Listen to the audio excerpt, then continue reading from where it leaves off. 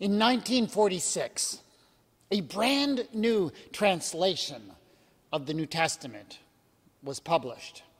It was called the Revised Standard Version, and it was indeed a significant event in the history of the English Bible, because the last version, the previously unrevised, authorized version, had been around for a long time, like a really long time. That version, better known as the King James Version, had been first published in 1611. So, for 335 years, people had only heard one translation of the Bible in English. And it was kind of a shock for people to hear familiar verses all of a sudden translated in new ways. And there was one particular verse that people found especially shocking. We actually read it this morning. The Revised Standard Version translated it like this. In my Father's house are many rooms. If it were not so, would I have told you that I go to prepare a place for you? Now, Jesus in this passage is speaking to the disciples before his death. He is apparently describing to them what will await them after they die. And the promise that he makes seems to be that in heaven they will get rooms in God's house. And that sounds pretty nice. I mean, why would anyone have any trouble with that translation? Well, the problem was that people were used to a somewhat different translation, the King James Version. Because in the King James Version, Jesus says, in my Father's house are many mansions. So maybe you can see why people were a bit upset. Because it seemed as if this new translation was, ripping them off. The King James Version had promised them a mansion. And here this newfangled Bible was downgrading them to a mere room? I don't think so. And so one of the key complaints about this new translation was, I want my mansion. It was all indeed a misunderstanding. See, the original Greek text of the gospel is basically what it says in the Revised Standard Version. In my Father's house there are many rooms, or many dwelling places. But at the same time, the old King James Version hadn't been wrong. At least not when it was first published over 400 years ago. See, 400 years ago, the English word for mansion didn't mean the same thing that it means today. So, back then, if somebody said they lived in a mansion, people just didn't imagine homes of rich people like, when the RSV was published, people like Henry Ford or Andrew Carnegie. They didn't think of the Beverly Hillbillies. Because you see, back when the King James Version was published, a mansion was simply a place where you stayed. It was often used to refer to a room in an inn or a place where you were staying in somebody else's house. So, like 400 years ago, mansion was an excellent translation of the original Greek word. It wasn't that the Bible had changed. It wasn't that the promises of Jesus had been reduced. It was simply that the English language had changed. So that was one misunderstanding that people had about this verse. But there still remains, I think, another deeper misunderstanding that is still there, and I think we need to address. Because whether you're thinking of a room or a mansion, the bigger assumption we seem to bring to this passage is that it's all about what we get when we go to heaven. It is taken as a description of the accommodations, maybe even of the possessions that we will have in the afterlife. And I simply want to underline that that is not what is being described in this passage. Because I do not believe that Jesus or anyone else in the New Testament ever described, ever gave a list of what we get in heaven. They couldn't describe it for one key reason. Whatever is waiting for us on the other side of death, it simply defies all human description. We've never been there.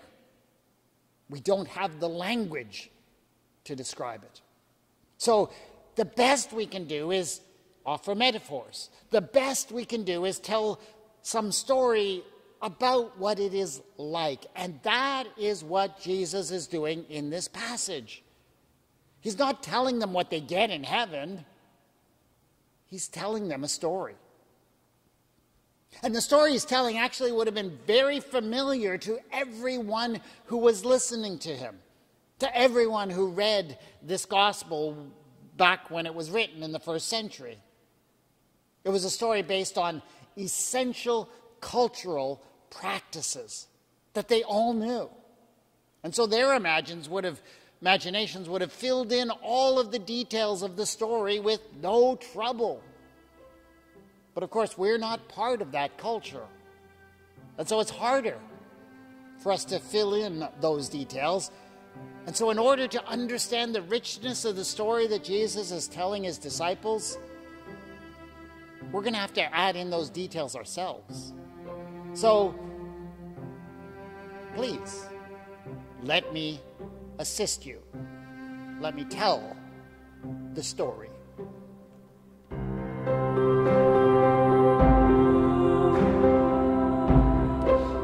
The young man had come to the city to find himself. His father was a wealthy man who owned a fine farm out in the countryside. And the young man knew that one day that farm, that home, would be his own. And he looked forward to that day and doing his best to take care of it. But in the meantime, he just wanted to experience the world outside of the farm. He wanted to discover himself apart from his family. And so as he moved into the city, he did not flaunt his wealth or background. He didn't want people to judge him based on those things. He just went out, he found himself a bit of work to sustain himself, and he just lived in the city, experienced its people. And while he was there, he met and became enchanted with this lovely young woman named Miriam. She was a simple girl, hardworking and kind. She kept a booth in the marketplace for her father. And over several weeks, he had many interactions with her as he bartered with her for fruit and other items. And he found himself finding excuses to hang around there in the marketplace just to spend more time with her. He was smitten. She was smart, clever. She had a killer sense of humor.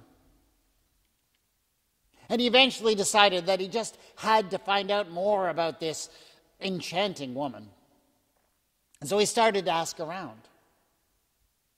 He found out that she came from a poor family, but it was one that was greatly respected and honored in the community.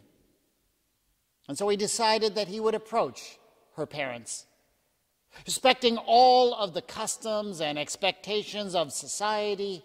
He wanted to ask if they would give permission for him to speak to their daughter. And to them, he revealed his family resources, all that he could claim, all that he would own one day. But he asked them not to say anything about that to her. He had this odd idea that she ought to be free to choose for herself whether she wanted to spend time with him or not.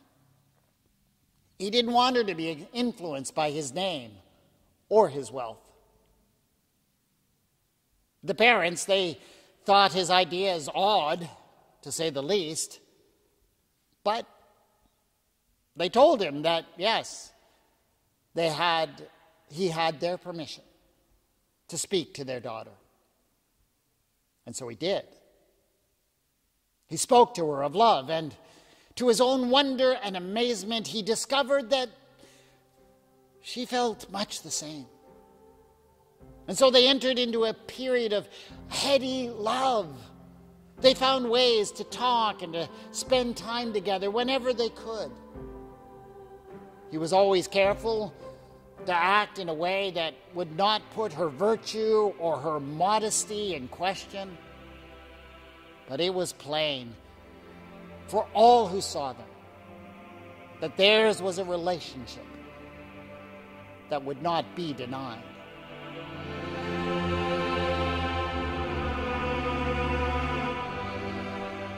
Love matches were not common in that world.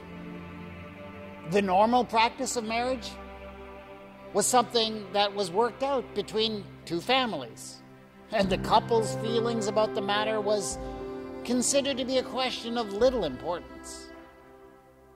Love marriages were frowned upon because they were unusual, unique.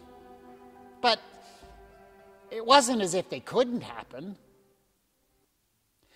So in what came next, the young man was rather nervous. He didn't quite know how to raise the topic with her. They met together in the public square, and they gazed lovingly at one another for a while before he finally found the courage to speak of his plans. "My love," he suddenly blurted out, "I'm leaving. I have to go out of the city." In his nervousness, in his fear, he had not paused to think about how she might hear those words. He did not realize how it might sound to her. And her eyes filled with tears. And he saw the dismay on her face. She was thinking he had chosen to abandon her. "No, no, that's not it, not at all," he cried out. "Don't misunderstand what I'm saying." And he felt lost because he could not imagine how he would put into words what it was he was intending to say. And so he paused,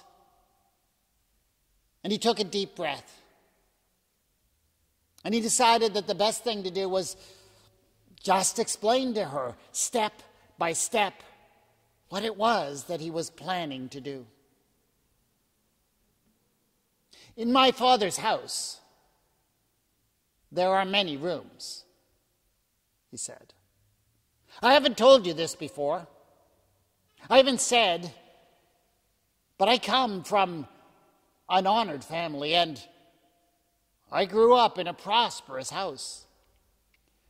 You see, that's what I mean when I tell you I have to go now.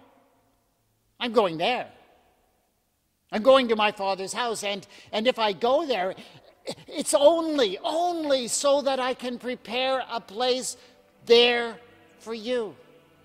And if I go and prepare a place for you, I will come again and take you to myself, so that where I am, there you may also be." And when he said that, she finally understood. And she sent him off with all her love.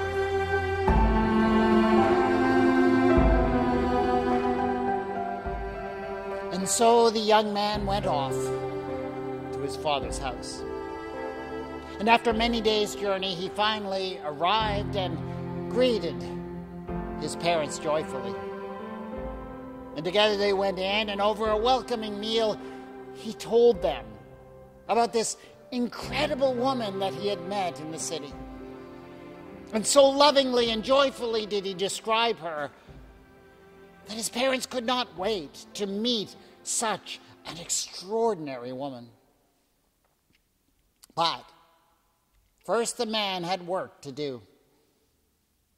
His father's house was built around a central courtyard, as were all houses.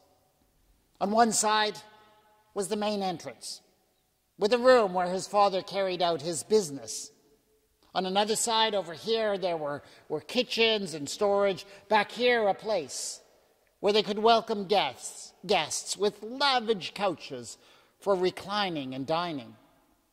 And also, there were a number of private chambers, for it was a large and extended family that lived in this house, not just his parents and siblings.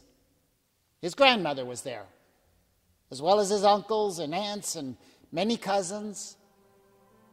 And they all had their own spaces for sleeping and other private matters. And so now it was his task to prepare a place among those chambers for himself and his bride, so that they might join his father's household.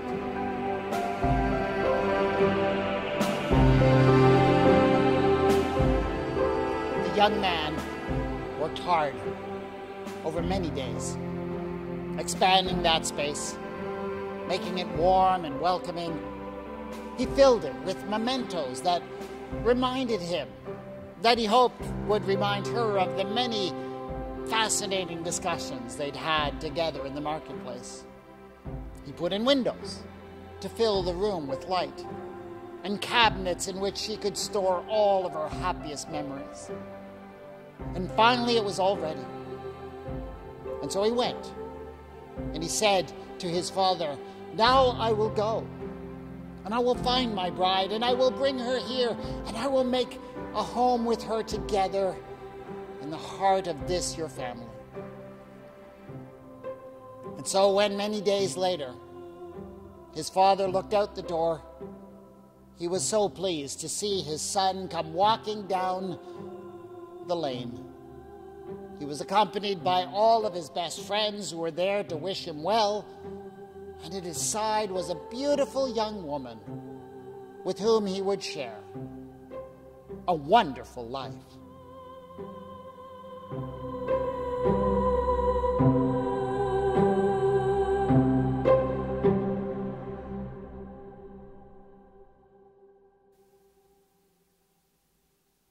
I believe that something awaits us on the other side of death.